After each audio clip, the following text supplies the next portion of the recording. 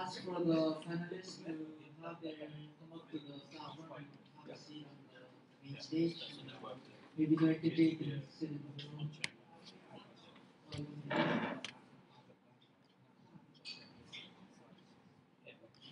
So just for the I'm going to just give you an introduction and the format of the panel discussion. Before I begin, I'll just kindly introduce myself. My name is Stephen Lapore, and I'm the Fintech specialist under the Digital Residency Office under Minister who is Minister of Finance. So based on today's theme, exploring and building resilient Fintech ecosystems, we are delighted to have these panels up here and these experts to join us to share their insights and experiences in this exciting field. Our panelists today are Junior Sid from Blockchain Society, Bill Wan from Rootnet System or Cryptic Labs, Prakash Sumosandram from Engine Starter, and Brett Mullen from Ripple. And of course, we have Director Jay as our moderator for today's panel discussion. So the format for today's discussion will be first an introduction where Jay will be giving an opportunity for our panelists to introduce themselves and a brief overview of their work within the fintech sector and its relevance to an island nation such as Palau. Then we'll have the panel discussion, and then this will be a general discussion where all the panelists can give their input on opportunities and challenges and potential impact of the fintech solutions in Palau. Also, while mixing into tailored questions specific to their expertise on exploring potential benefits, regulatory considerations, cybersecurity, and other relevant topics. With that, after doing the panel discussion, we can also have an open to Q&A. This will be a good opportunity for the audience to engage with these panelists on the platform. And for a conclusion, then we can have Director Jay with the closing remarks, and that'll be the end of our program. So let's start the discussion on a high note, and let's look forward for a stimulating and insightful dialogue.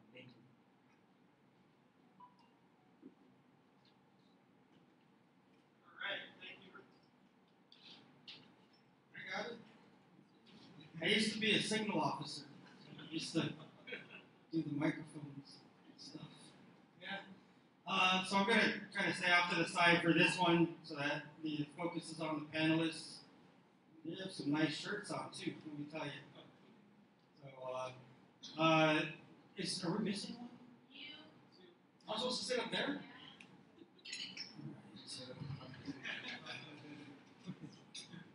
I'm still jet lagged, so if I'm nodding off, no disrespect. It's because I'm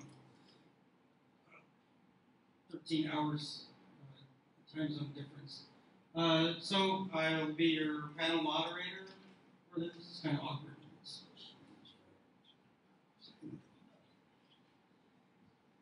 Much better.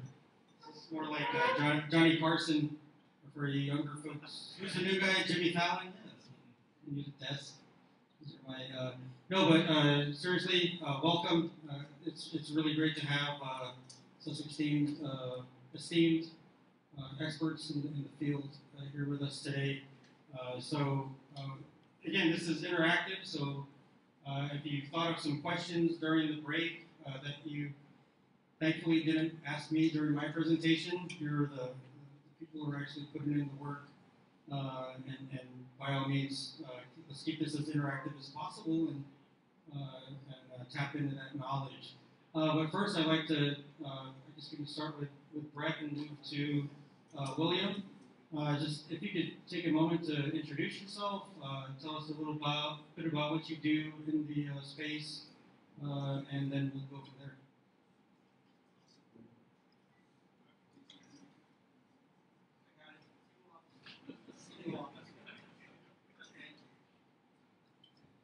So, hello everyone. My name is Brett Mullen. Come to you from New York City. I work for a company called Ripple, which you've heard mentioned a few times already today. I've worked for the company for almost 9 years now, which is a pretty long time in the space. Ripple's a company whose mission is to make value, money, move as easily as information does today. It's pretty simple. I can send everyone in this room an email, but I can't easily send you money. We're trying to bridge that gap. It's a very, very simple, straightforward mission. In doing that, we're using blockchain technology. My goal is that people in this room don't need to understand what blockchain technology is. If you need to understand it, I'm not doing my job. So we want to make this technology so simple, so easy to use, that everyone in the world can use it, and they don't even know they're using it. That's why I'm here today. My second Palau finance conference. I'm pretty proud of that. Hi everyone, my name is Prakash. My company's name is Engine Startup. We're headquartered in Singapore, and we're currently getting a license in Dubai, so I kind of spend considerable time in Dubai. What our company does, we're ecosystem builders. We identify communities that we're looking at building. We bring in the right key stakeholders, and then we explore a way that we can raise capital and grow the ecosystem. This is my third trip to Palau. I was very fortunate to have met LNC in Singapore in July last year. I fell in love with the place, and we're looking to bring our expertise in impact and sustainability. And we're exploring a few projects where we're looking at bringing quality carbon credits onto the blockchain. This is where we feel the blockchain has a great use case where it prevents double counting and it allows these carbon credits to be traded internationally. And that's primarily what I'm focusing on here in Palau. Thank you, everyone. And first and foremost, let me give a big thank you to Mr. Finance and your whole team for extending this opportunity for me and the other panelists and all of the people who were in the background making this all happen. Thank you very much. And, my name is Alan C. Jr. That's my formal government name. The real Alan C. is back there, so just call me Jr. But I'm from the Palau Blockchain Society. Organization is a non-profit youth-led initiative started from a few friends who geeked out about blockchain and saw Palau's initiative to try to diversify its economy through means of blockchain, fintech, and other relevant industries. And our goal is really to educate Palauans to ensure that as we move forward into this new space, everyone is educated and is aware of what we're getting ourselves into. We want to demystify blockchain, crypto, and everything related to it to the Palau people, and we want to make sure that everyone in every household in Palau is using blockchain as an everyday term, and they're not confused about what it is.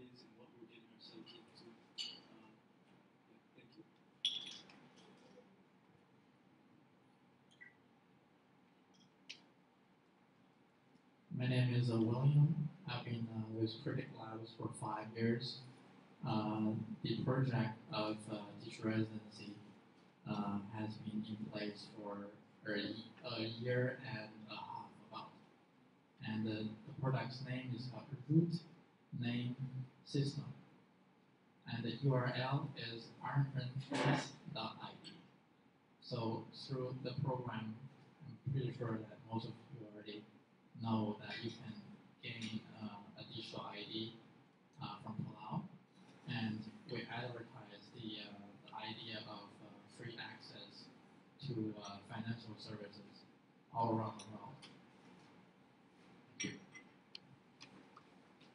world. Thanks a lot, everyone, for your introductions and the great information on where you're at in the space. So I'll start with a question just in general. You can take turns answering, kind of a jump ball, right? So based on what you heard this morning from my presentation, what are your thoughts on additional ancillary services that we could leverage the blockchain for Palau? Well, happy to jump in. I think digital identity is a key challenge in the fintech space. And I think because you guys have taken that step forward and kind of created that, it's going to open up a gateway for a whole range of digital applications. We're really, really excited about that. I think the stablecoin, eventually once it gets implemented, it can become something that serves the community at large. Coming from a small country like Singapore, where we were early to adopt fintech, and we saw that being spread regionally to Southeast Asia, where there's a big unbanked solution. And I'm very, very confident that Palau will be that great case study, but the good would not be restricted to just the country here. It's going to spread around the region, and I think this is where technology comes in to kind of alleviate the challenges of an industry or region. I think you guys are well placed for that. That's a great response. Thank you. Anyone else want to? There's areas like government spending where this technology can be applied. And one of the concerns of this technology is transparency and privacy. But in government spending, there really shouldn't be a lot of privacy. Government spending is something that should be transparent and it should be auditable.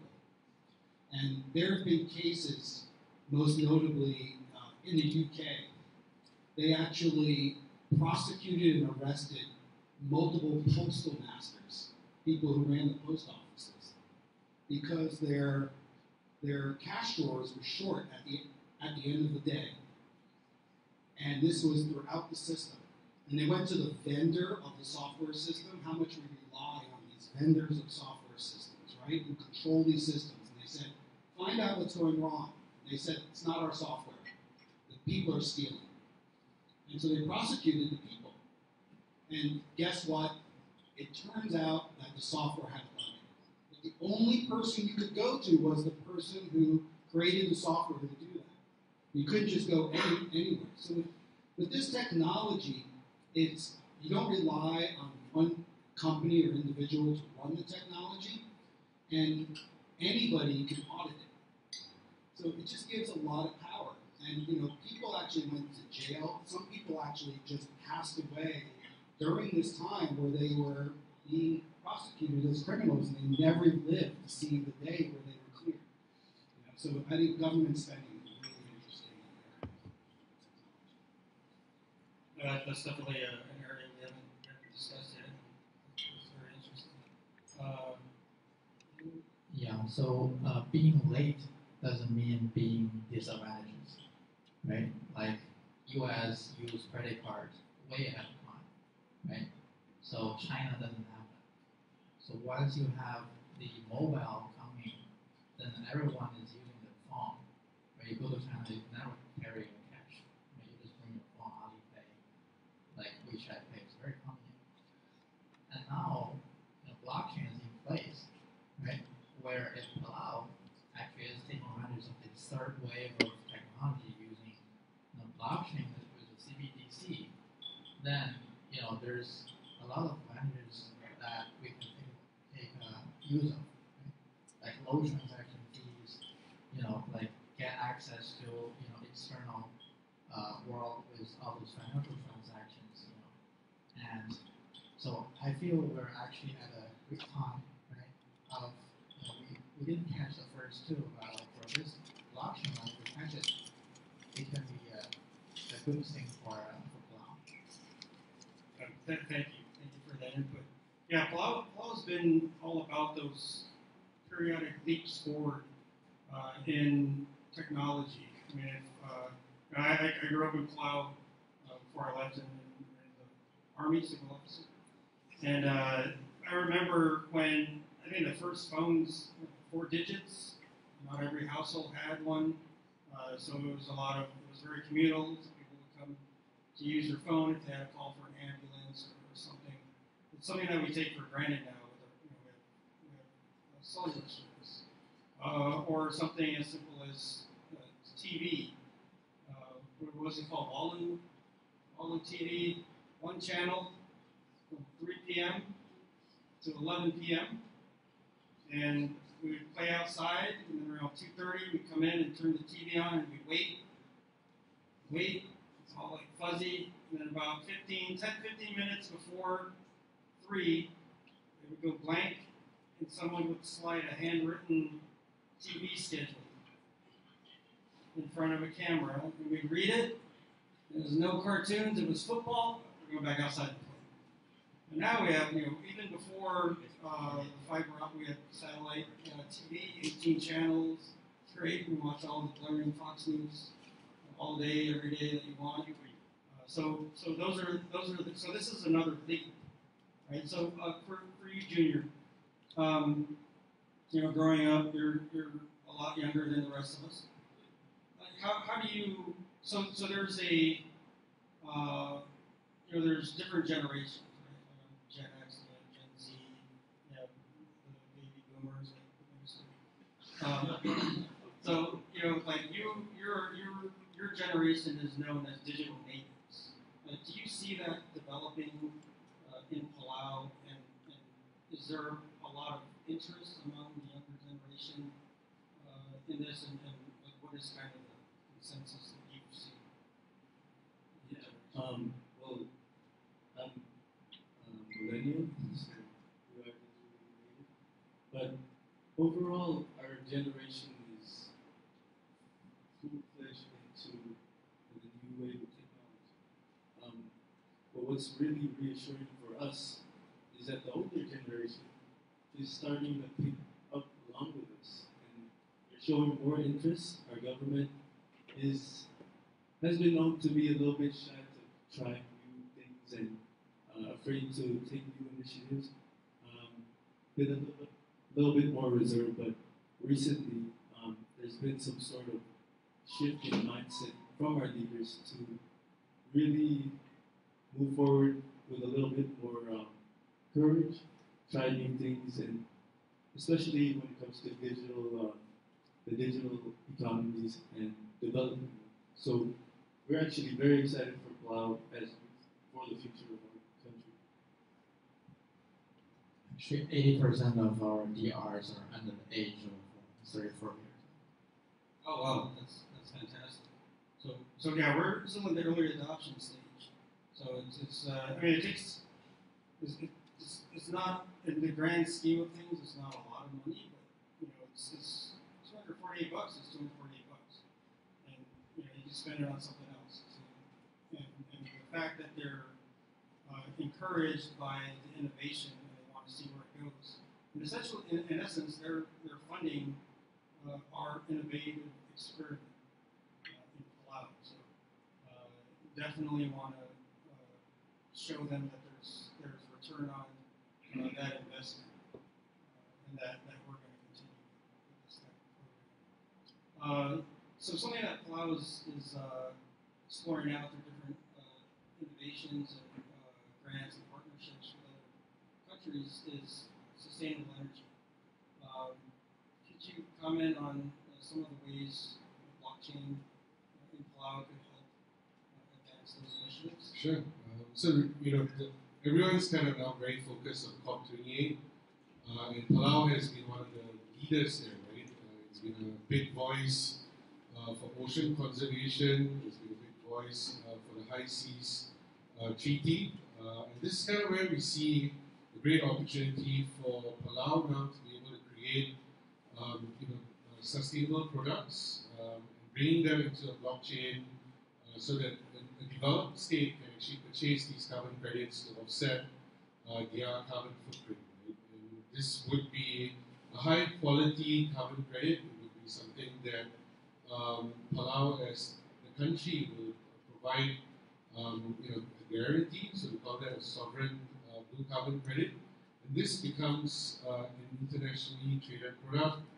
And I think the opportunity really for Palau is to be that hub and provide that end-to-end service from regulations to technical know-how, and so that countries from the region can leverage that expertise and create these assets, because it is quite costly if you're going to embark on that. But there are other ways that we can actually reduce that cost and make it very accessible to small island businesses. No, thank you. That's very important. So last one, and then we're going to open it up to the audience. I'm going to open it up to the audience after this question. So Brett, so we're one of the use cases and benefits that we tout about blockchain and the stable coin is economic inclusion. So in Palau, there's a quite some disparate. There's a pretty big gap between minimum wage workers, government, business. How can blockchain and a stable coin level playing field and bring more people into the economy? Well, now open that up with it's not just the technology. I'm a software engineer by trade, so I'm all about the technology, but the technology alone can't solve this problem. It's about the technology and the policy working together. Technology and policy, it's like words and music. You can't have one, you can't have one, well, you could have one without the other, but it's not as good. So we really need to, the technology will allow us to give anyone an empty account. I mean, that's what these public cryptocurrencies have shown us. That's why people are excited, because they're like, wow, anyone could just click a button and get an empty account. You can't click a button and get a bank account, right? There's regulation involved. But really the advantage right now the technology has, a lot of it is regulatory arbitrage. There isn't a lot of regulation around it, but there is around getting a bank account. So it's really easy to open up this cryptocurrency account, and I can get an empty wallet. So what we need to do is to, along with the technology, have the policies that say, you know what, you pay taxes, you have an ID number for the country, you have actually a right to have an empty account. You have no right to have a bank account right now. It's a privilege. We have privileges and we have rights. So we can, along with the technology, make laws that say, you know what, everyone has a right to have this account. And as an institution now, you're not going to be fined if you give someone an account if they pay their taxes and they have a national ID.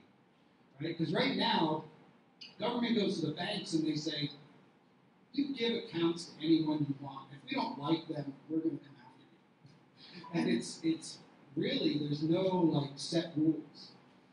So the technology's there. I can give everyone an account right now. I literally could have everyone in this room get a blank account in 5 minutes if I wanted to. But I need the regulation along with that to really involve people. And then from there, you can start doing things. Financial inclusion isn't just getting an account. It's having an opportunity to earn interest. So I've been doing business in the country of Montenegro in the Baltics. And they actually can get a bank account there, but they're limited. They don't even give you online banking. You can't even pay your bills. Very, very limited services. And the people there have no means to make interest. They can't invest in any stock market easily. So just giving people the opportunity, joining a loan pool. If everyone in Palau could put in $5 into a pool that allows loans to be taken out of it, and you can make some interest off of that. And that's financial inclusion. Now I don't need to be a millionaire to make some interest. Okay, yeah, no, that's are there any other examples that you've seen? We've seen a lot of movement on the African continent in those countries. Is there anything like lessons learned that? Well, I think the skipping, the little leapfrogging in technology is very important, right? So we're not here talking about doing this PSC in Palau because of PayPal. Right? PayPal's been around a really long time. That's the model we want to skip, right? We want to go over that. So I think that is one of the most important things. Africa, they've done this with cell phones. They never laid the wire for wired phones. They just went right to the cellular system. And I think that's an important lesson there.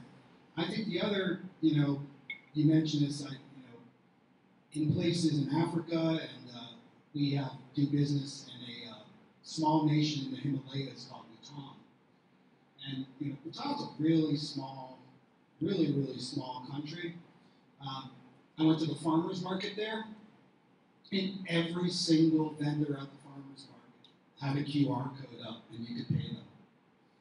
So they were then my purchases were not limited by the cash in my pocket.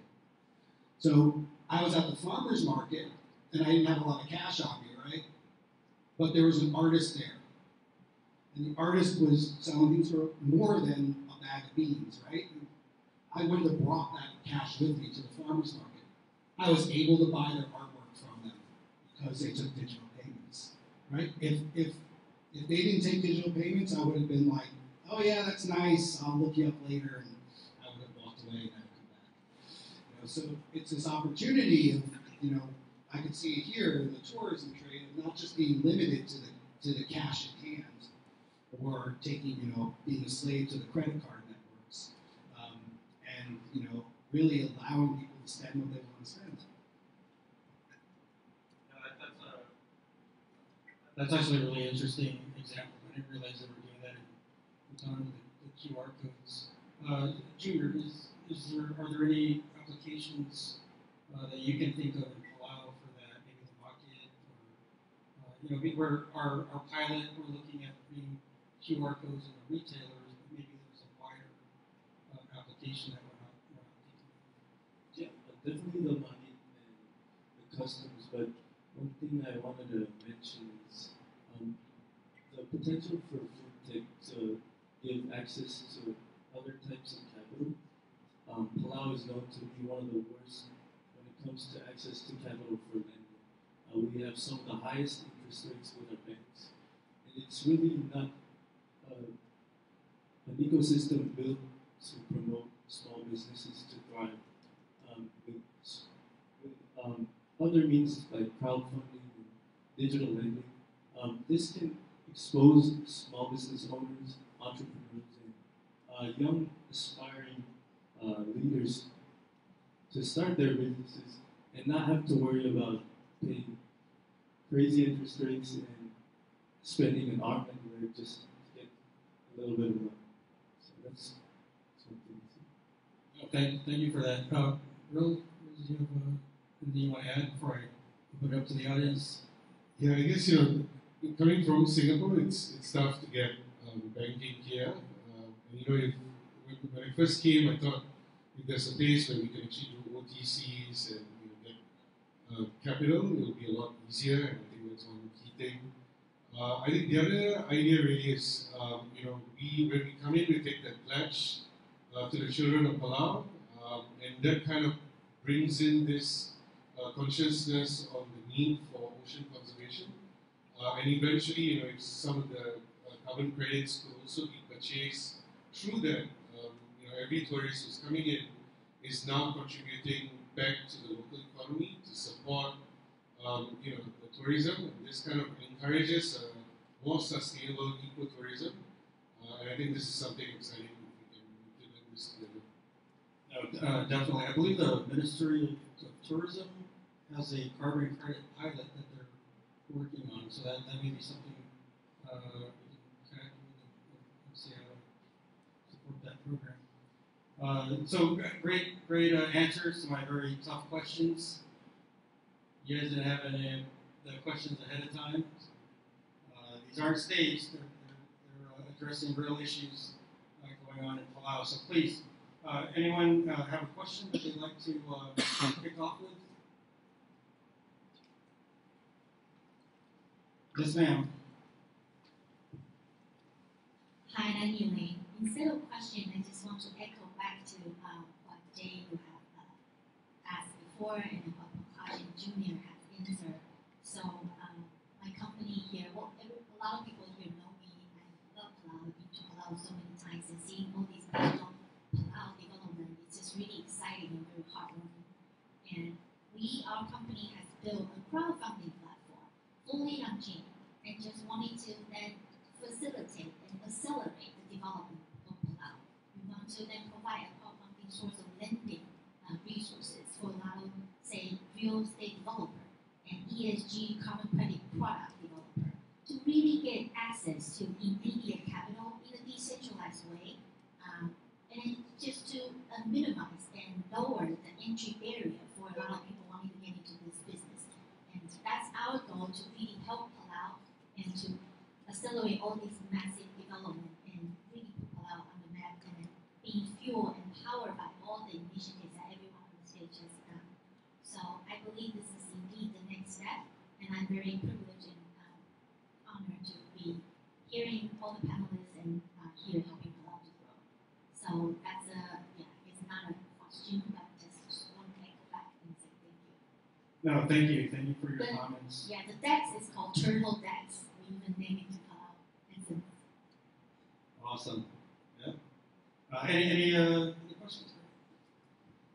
So I have one question. So, but before the question, I would like to say that, like, congratulations for all the achievement, for having the digital residency program and also the stablecoin.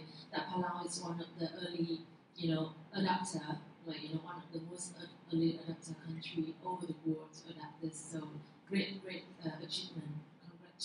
Congratulations for that. Thank you. And another thing that, because I know that the government also wants to bring in and also to have the Palauians people to apply and also bring more into the economy, and also bringing the capital overseas from Palauian back to the country.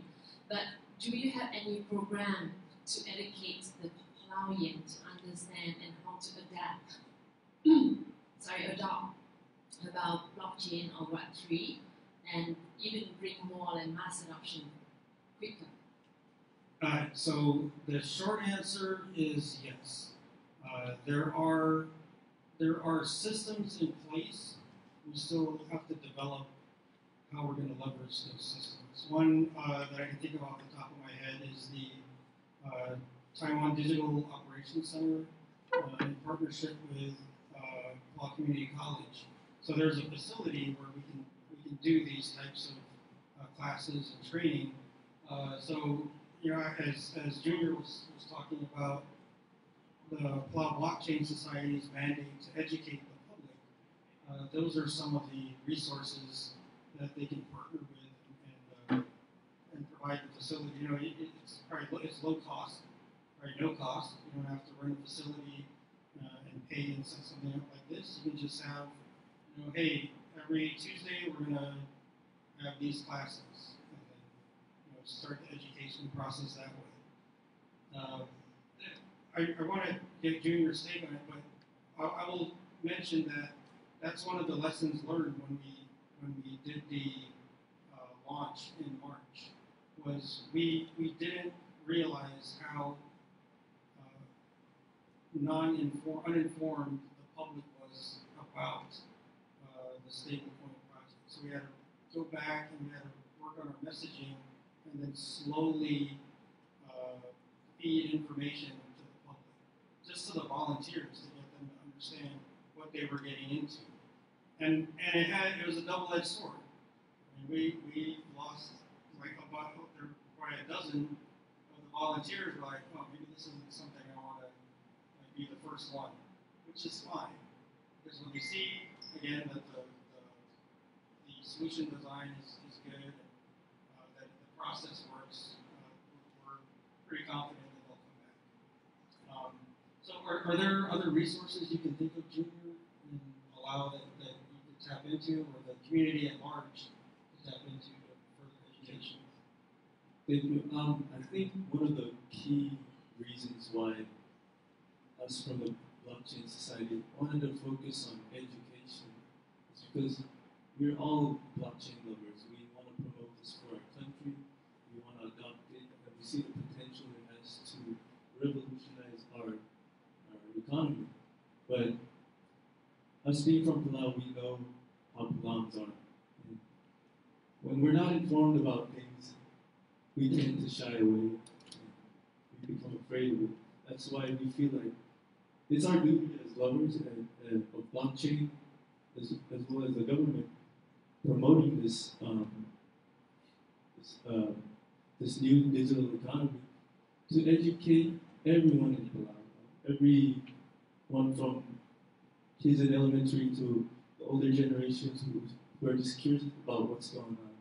And the most important thing I believe is making good partnerships with our friends such as Ripple, Engine Starter, and Artemis, the real professionals in the field who are here, who have an interest in Palau, who want to help Palau, to also provide us with educational opportunities, workshops, think tanks, and host hackathons in the future and other summits.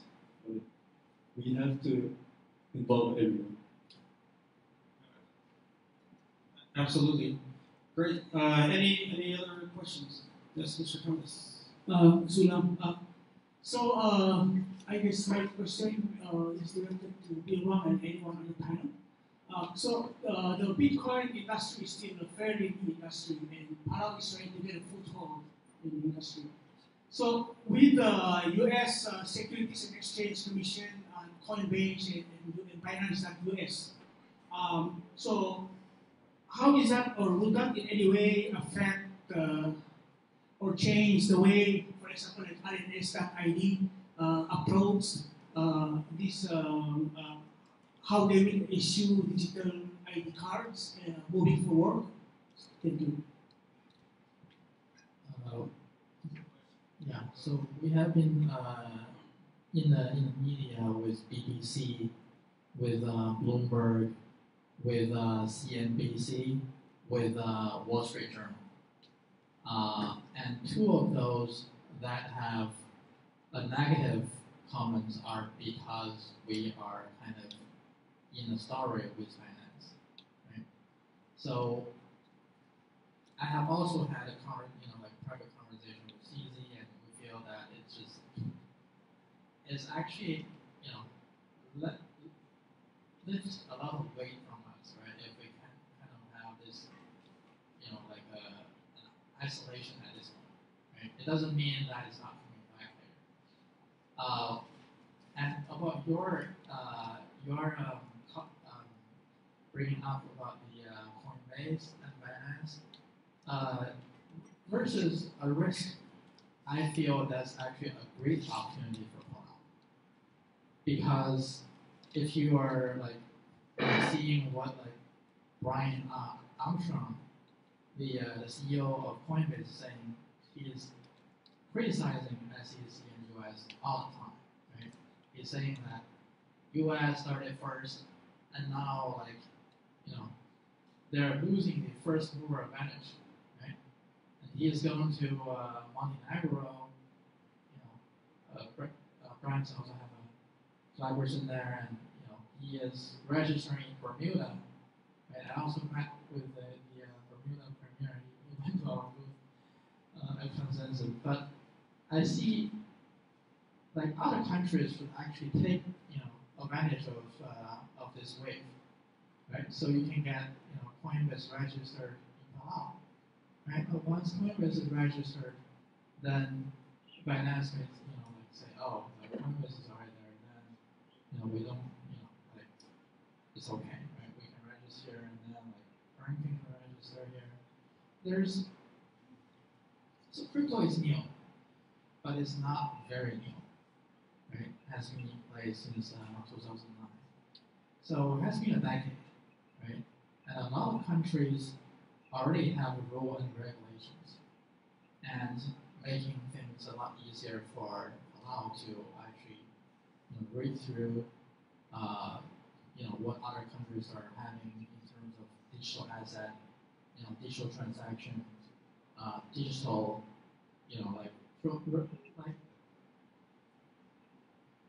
it is actually very sad, right? In the US, for example, people cannot get interest from crypto legally. Right? You cannot stake. Well, staking is comparable, similar to, you have a savings account at Bank of America, right? So right now, the SEC is saying that you cannot take interest if you own crypto. We have numerous interview with our U.S. customers, right? They're like, they're scared, right? What we're told is there is no rights without property rights, and crypto is one of the properties, right? And for Turkey citizens, for example, they are also pretty stuck, right? They don't have access to gold, and then with the ID card, then you can have international brokerage, right? You can have access to gold. And for Argentina, their government run out of U.S. dollar, so the citizens they cannot get access to dollar, right? So we're seeing a lot of countries, in the world are having a lot of certain limits, right, to their own citizens in terms of getting access to different sort of assets, which is according, this is my personal opinion, right? This is not the opinion of RNS or Palau government. But I feel every citizen in this world should have access to all sorts of assets, whether it's crypto, it's gold, in a stock, or US dollars. Thank you. Great answer. So in the other spaces, have you seen any fallout, or is it impacting? I know with Ripple just went through a similar situation with the SEC and then came out the other side. And have you seen anything with this new round of lawsuits and the negative light that's being cast? So we're within regulatory dealings with the SEC right now, so it's not on the other side yet. Looking forward to that. I think from day one, Ripple has always known that we need regulatory clarity to be successful, and we've always known that there was going to be these ups and down dips, and that regulation would come in and it would scare people and they'd pull back. But we can't go mainstream without the regulation.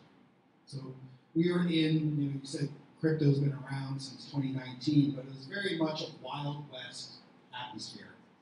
And as you bring in the sheriff, and you bring in the lawmakers, and you bring in the judges, you're going to have to change things, right? And, the Wild West of America is, California, the most, profitable state of the United States, right? So once you have regulation, you can then become more profitable, start using the thing safely.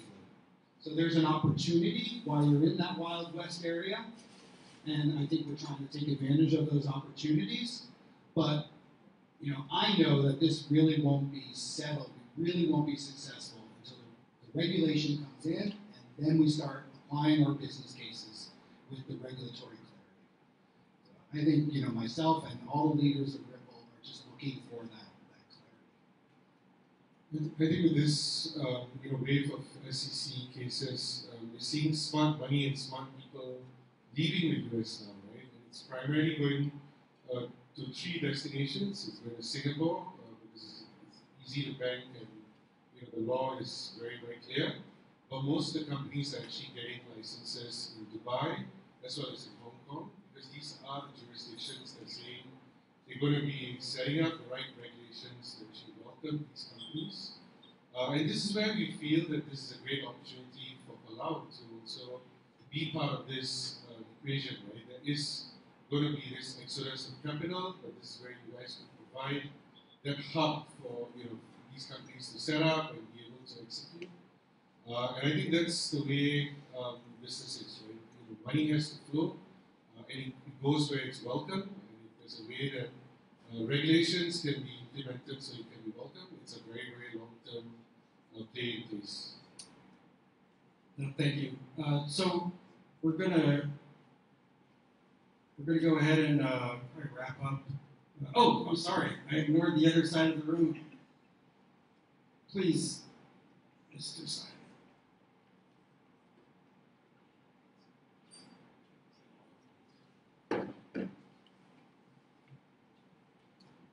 if I could just go back to the point that Brett made earlier about Africa and leapfrogging generations of technology.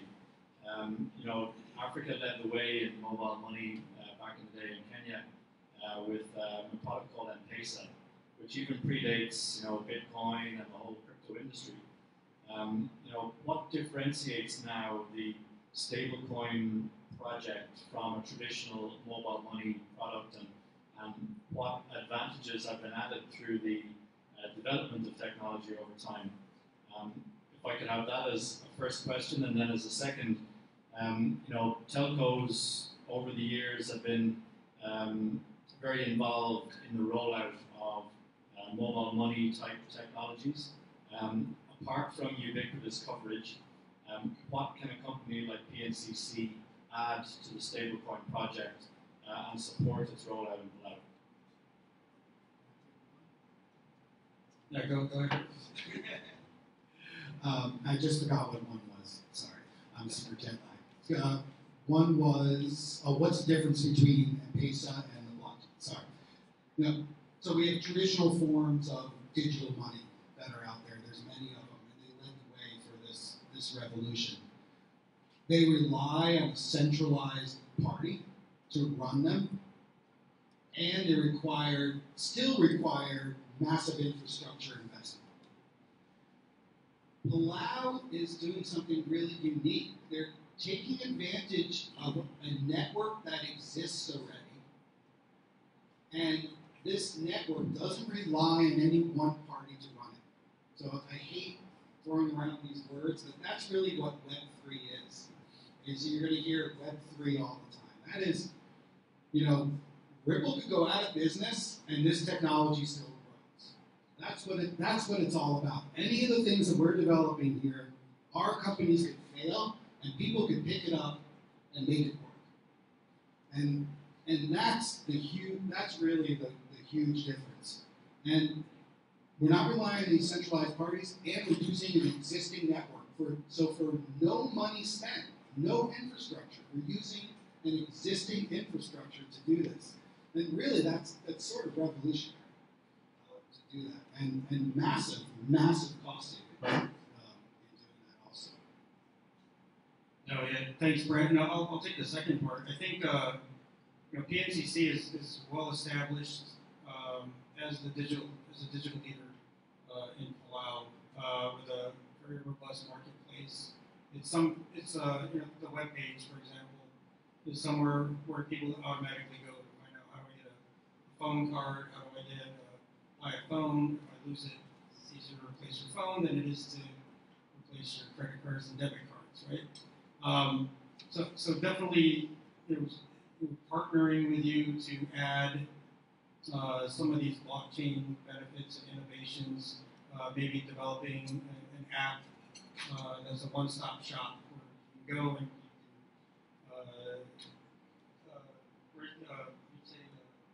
sell your carbon credits or redeem your carbon credits.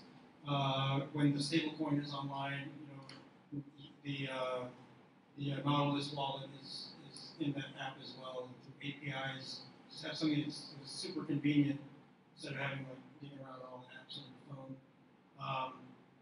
We're digital residents.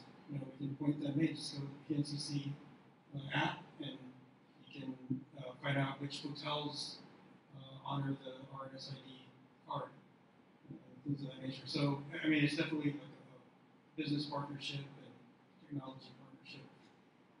Anyone have anything to add? Just the CBDC, I think that the difference is with mobile money, right? Like you need a Wi-Fi or cellular to be able to transfer to make, you know, like a PayPal or anything. But with the CBDC, even though you don't have a network, you can still pay people. So that's kind of the major, like from the user's view. The offline wallet. Are there any other questions? Yes, ma'am.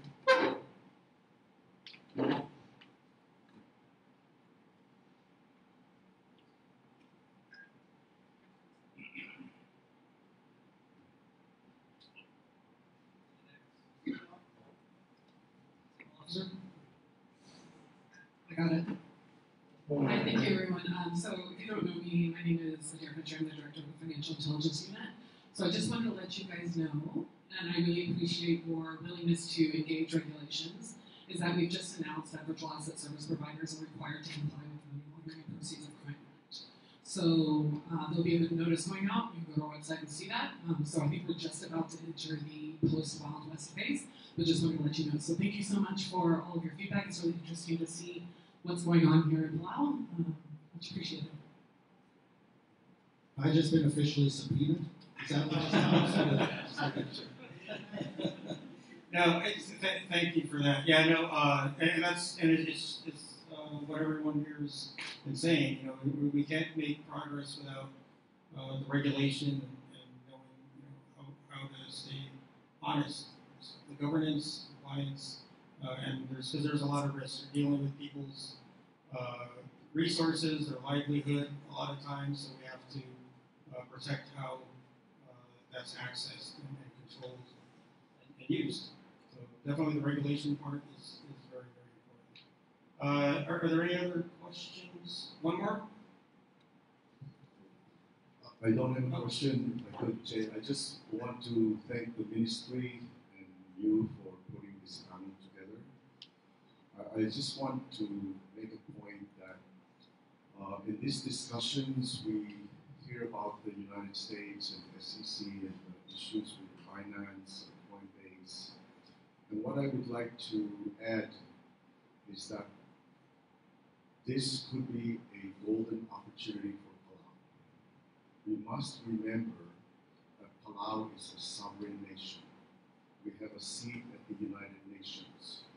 And we must spread our views worldwide and look at some very positive factors that are happening in the industry of blockchain and financial technology. For example, we have mentioned Singapore, a very robust, very transparent nation with a full set of regulations. Second one, I had the possibility, the opportunity to visit Abu Dhabi, Dubai, UAE, alongside the president of this country, Gibbs Jr. and the Minister of Finance. Those countries are perfect examples of developing a vision through regulations. So I just encourage the stakeholders here, Ripple, the Minister of Finance, to keep looking forward. And do not look at the negative side of blockchain, but follow the positive side. Because as a sovereign nation, as a small nation of 20,000 people, the upside is so huge that can help the people of Palau, the government of Palau, and Palau can be poised as a nation within the Asia-Pacific region with strong regulations that can attract good companies that are looking for a good regulatory authority. That's all I wanted to share, and thank you. Thank you very much. If there aren't any other questions, I would like to thank the panel. Please give a round of applause for our panel. We would love to do this again and definitely send out an invite to have you back. Great insight. I learned a lot. Personally, I'm sure everyone in the room did. And also, we thank my boss for hosting this and bringing this expertise in the room, and hopefully we can continue the synergy. Please give him a round of applause. And then the Ministry of Finance staff there, in the back of the room. A round of applause, please, for them for setting this up. A lot of hard work and stuff going on behind the scenes. Then give yourselves a round of applause. Thank you for being here. Couldn't do it without you.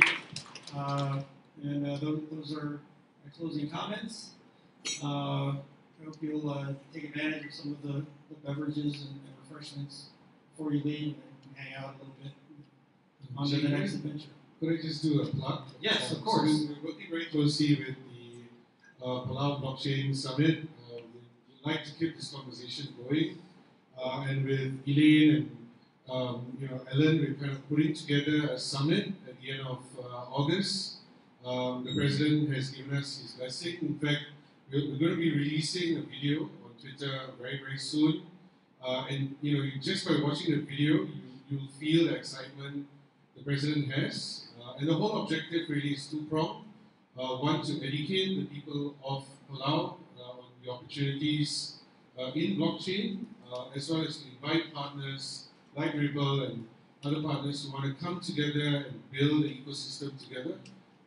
The beauty about the blockchain industry is all about ecosystem building, and we don't compete, we always come together and we operate as a collective. And we'd like to encourage anyone who wants to be a part of that movement to reach out to Junior, and Junior and his team are kind of the guys that are steering that for us. That's fantastic. Thank you. Thank you, everybody. Thank you, Jay.